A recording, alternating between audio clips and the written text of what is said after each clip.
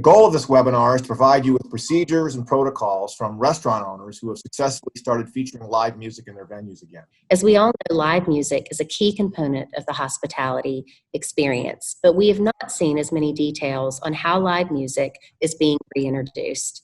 That's why we're thrilled to have two restaurant owners and a BMI songwriter on the panel today. They're going to share some of their best practices for bringing the music back and what steps they've taken to ensure the safety of their customers, employees, and musicians. I don't think it will come as any surprise to this group that there have been numerous consumer polls that show that the number one thing people miss in the COVID-19 environment is visiting with their friends and family. But the resounding second thing we miss is being able to go out to our favorite restaurant or bar. We miss the socialization, the hospitality, and the entertainment that our favorite restaurants have always provided. We do music in Twisted Vine on the weekends. In the Barrel Room, we do jazz on Thursdays and Sunday brunch, and we do primarily blues on the weekends. But we mix in country, we mix in some bluegrass, we mix in some reggae. We try to keep it fresh and change it around. Something that we've been trying to integrate now is doing dinner theater in the Barrel Room rather than just having performers come in, so that we can try to keep people seated at their tables to help with the social distancing. We've spaced the tables out really well, and we only sell a certain amount of tickets for each performance, and then after that, that's it. So that's been working pretty well for us. And with people coming in and having dinner, we can charge a little bit more for the ticket. The performers have been really open to work with us on pay.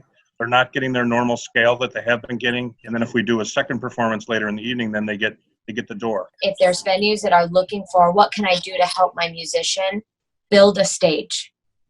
Build any barrier that will help them separate themselves from, whoever's super drunk and super excited and wanting to be this close to your face. And I get it, but having even the smallest, whether it's just a stage this big or really tall, I know the Barrel Room does a really good job of that. It's a nice separation between the audience and the musician, and just those little things can really make a big difference. It's also helpful when venues have where you can plug I can set up my monitor and my mic stand and all of my gear and plug into their system that might be piping through the walls or the ceiling.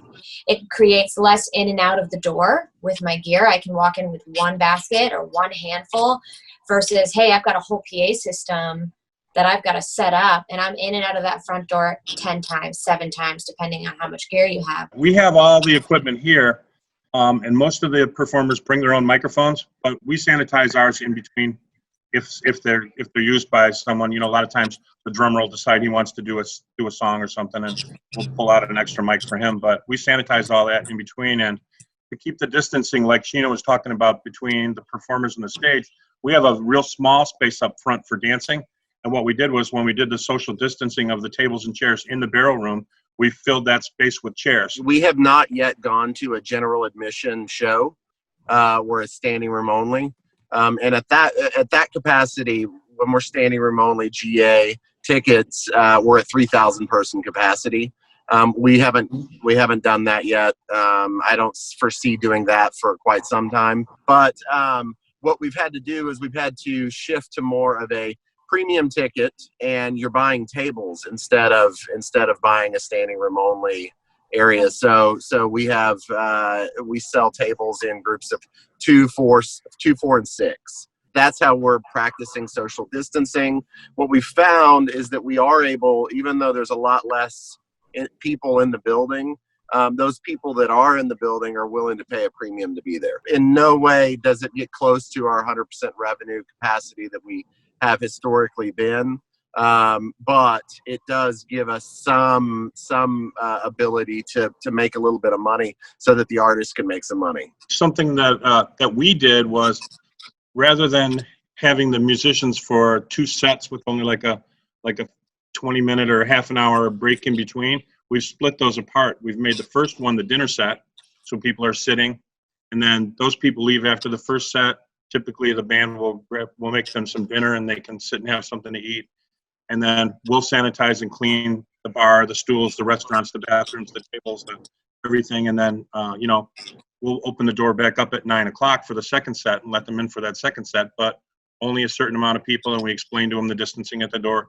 And, you know, like Kyle said, they're all really good about trying to go by the rules. Some of them get a little bit excited, want to hug and kiss and see, you know, people that they haven't seen for a long time. But, you know, if Denise is by the door and she gives them the stink eye, then you know, they kind of don't do that anymore.